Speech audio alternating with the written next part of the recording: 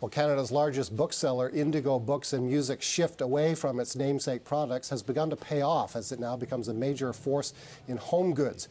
Profits have seen a lift, but as it transforms itself into a department store, will the strategy experience roadblocks as a new wave of online home retailers enters Canada?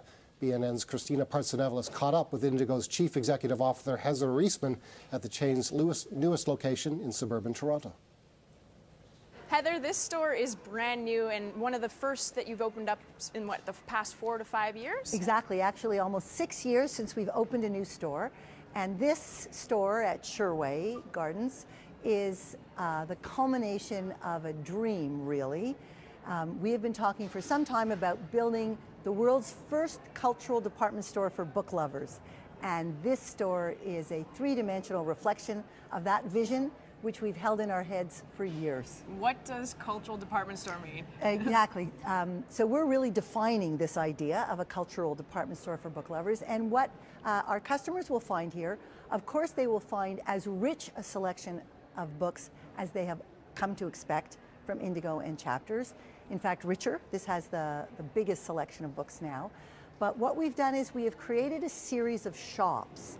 And each shop is a combination of the books and some lifestyle product that is part of the story of those books. So, for example, if you go to Joy of the Table, it really is about Joy of the Table. It's all of the cookbooks, and in addition to the cookbooks, there is beautiful tabletop, things which you can add to whatever you have at home to just add a little more beauty to what you're doing. So it's a series of shops, always a combination of books and lifestyle product. Oh, exactly. That's the question I actually want to ask now, that your product mix now does involve lifestyle products. Exactly. Does that have anything to do with the decline in book sales? Actually, it's quite the opposite. We are experiencing a growth in physical books, and that's one of the wonderful things that have happened. So it was always our feeling, though, that the bookstore that everybody was so used to, that eventually this idea would have to evolve. Mm-hmm. Otherwise, people can simply go online and satisfy their full need for books. And we're always happy when people come to indigo.ca.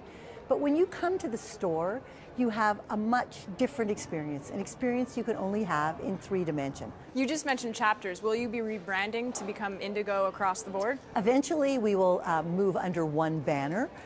As we redo the stores, we will move them under one banner. But even today, the offering is the same. There isn't a difference in neither the offering nor the service. It's the same in all of the stores. And eventually, as we invest in each of them, yes, we will rebrand it all to Indigo. It's definitely become more popular amongst the retail world, especially department stores, to have a store within a store. Seeing the success of your stores, and you've just launched this one, it's during the day, it's packed with people. Is this something that you're going to transition to and bring down south or internationally in terms of expansion? Well, it's interesting that you ask, because we have had several U.S. developers come and visit us even before seeing this store and encourage us to come to the U.S. It's always a big decision to take your brand outside to another country, but you know, it could be interesting. That's could be what interesting. I would say so for no, now. no breaking news on BNN. No breaking news today. And if we're talking about, just to bring it back to e-commerce, yes, and online sales, so you have some books that are online that are priced cheaper than they would be in a store. Is that true? Yes, always. Online has, from its onset or its outset, been lower priced than in store, because the store has so many other elements to it that you really have to support. However, we've been very happy that recently we extended online pricing to over 100 books in the store, all the best sellers now.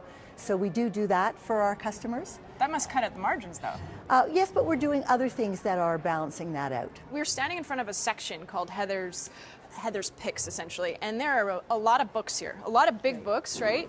Have you literally gone through all of these books? Yeah. You don't have a team? No, every book. Lots of people send me books. And you don't get a cut, right, either? No, you don't get anything. Writers send me books, publishers send me books. Many staff members will say, I just read this, I think you might love it. I read all kinds of things, but for something to get the Heather's Picks sticker, it just means I read this book and I loved it from the first paragraph to the very end. And I've always done this, way before I had Indigo, since I was a young person. If I read a book I loved, I just wanted to share it with other people. And this is just my way of doing exactly that. And then I say there's a money back guarantee. If you read a Heather's Pick and you don't love it, you can bring it back at any time. It could have coffee stains on it, it could be tattered, it doesn't matter. If you read a Heather's Pick and you don't love it, it's got my name on it, money back guarantee.